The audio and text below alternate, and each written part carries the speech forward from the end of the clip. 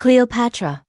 The name itself echoes through the halls of history, a symbol of power, intelligence, and captivating charm. For centuries, we've known her as the last great queen of Egypt. But here's a detail that often gets lost in the sands of time. Cleopatra, the most famous pharaoh of all, wasn't actually Egyptian. That's right. The ruler who came to define an entire civilization was, by blood, Greek. Her life was a masterclass in ambition, strategy, and sheer determination. She commanded one of the ancient world's most magnificent empires, and carved out a legacy that continues to inspire and fascinate us. So, let us journey back more than 2,000 years and uncover the real story of the woman behind the legend. Cleopatra VII was born in the year 69 BC, in the gleaming metropolis of Alexandria, the cultural and intellectual heart of Egypt. Her family, the Ptolemies, hailed from Greece. They were the direct descendants of Ptolemy I, one of Alexander the Great's most trusted generals. After Alexander's sudden death, his vast empire fractured, and Ptolemy seized control of Egypt, founding a new dynasty. For nearly 300 years, Cleopatra's ancestors ruled over the land of the Nile, but they remained outsiders. They spoke Greek, adhered to Greek customs, and governed from a distance, never truly connecting with the Egyptian people.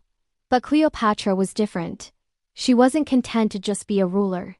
She wanted to be a leader. Breaking from centuries of family tradition, she dedicated herself to understanding her kingdom.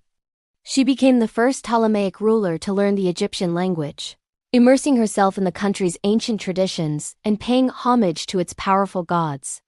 She would often appear in public adorned in traditional Egyptian royal attire garments rich with dignity, symbolism, and meaning. To her subjects, Cleopatra wasn't just another foreign queen. In their eyes, she was their queen. When her father passed away, the throne passed to Cleopatra and her younger brother, Ptolemy XIII, as co-rulers. But this arrangement was doomed from the start. Powerful advisors at court, loyal to her brother, saw Cleopatra's growing influence as a threat. They conspired against her, stripped her of her power, and forced her into exile. But if they thought that was the end of Cleopatra, they were sorely mistaken. She was brilliant, resourceful, and absolutely unyielding. She didn't retreat into obscurity. She began to rally support, building an army of loyal followers with one clear goal: to reclaim her throne. Her moment arrived when the most powerful man in the known world, Julius Caesar of Rome, sailed into Alexandria. Cleopatra knew this was her chance. According to ancient historians, she orchestrated a bold and unforgettable meeting with the Roman general.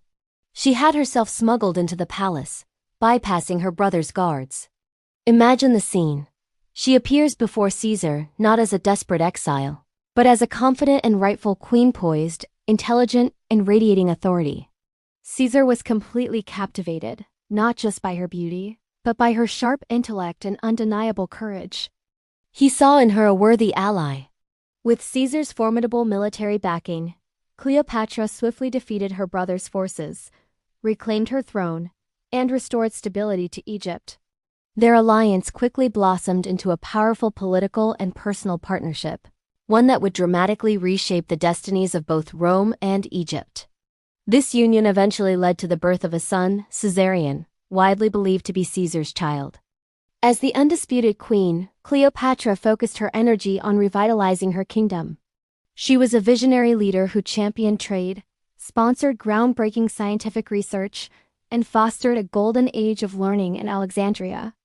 A gifted linguist, she was fluent in multiple languages, allowing her to negotiate directly with foreign dignitaries, an incredibly rare and valuable skill for a monarch of that era.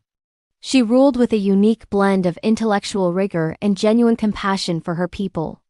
But the political landscape of the ancient world was treacherous. Her world was turned upside down in 44 BC with the shocking assassination of Julius Caesar. Rome plunged into a brutal civil war. From the chaos, two powerful figures emerged to take control: Caesar's trusted general, Mark Antony, and his ambitious adopted son, Octavian.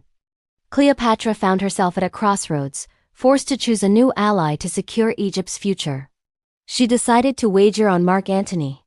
When they finally met, the connection was immediate and electric.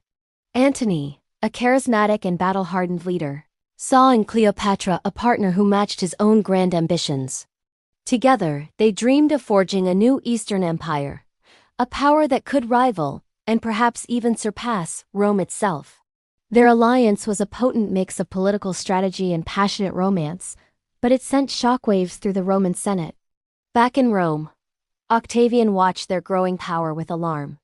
Portraying them as a decadent and dangerous threat to Roman values, he declared them enemies of the state and began amassing his legions for an inevitable war. The final, decisive confrontation came in 31 BC at the naval battle of Actium. It was a clash of titans. Antony and Cleopatra fought with everything they had, but Octavian's fleet was better organized and ultimately victorious. Defeated and demoralized, they retreated to Egypt, their dream of an empire shattered. Tragedy followed swiftly. A false rumor reached Antony that Cleopatra had taken her own life. Devastated by the news, the heartbroken general fell on his sword. When Cleopatra learned of Antony's death, and with Octavian's forces closing in on Alexandria, she knew her reign was over. Refusing the humiliation of being paraded through Rome as a captive, she chose to die on her own terms. According to the enduring legend, she died a queen's death, adorned in her royal regalia, bringing a dignified end to 3 centuries of Ptolemaic rule. Her death marked the end of an era. Egypt became a province of the Roman Empire, and the age of the pharaohs was over. But Cleopatra's story was just beginning. For more than 2 millennia, her name has survived, a testament to one of history's most formidable and intelligent leaders. She may have been Greek by blood, but she was Egyptian by heart, a champion of knowledge, independence, and unwavering strength. Cleopatra proved that true power isn't defined by where you come from, but by the legacy you build and the courage with which you lead. But the mysteries of the ancient world don't end here. In our next episode, we'll uncover a chilling secret from the ashes of Vesuvius, the strange vampires of Pompeii.